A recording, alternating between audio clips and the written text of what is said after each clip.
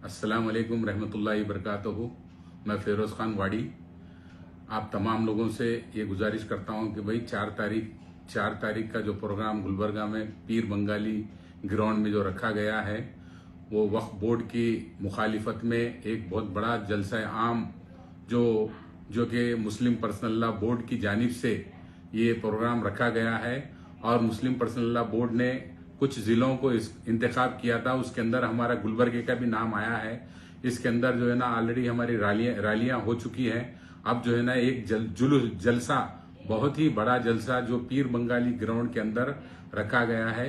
मैं तमाम गुलबर्गे की अवाम से, तमाम गुलबर्गे के अतराफ, बिदर, रायचूर, गुलबर्गा, यादगीर, सब लोगों से मैं गुजारिश करता हूं कि भाई इसके अंदर आप लोग ज्यादा से ज्यादा शामिल होके अपने एकता का, अपने एक होने का सबूत दीजिए।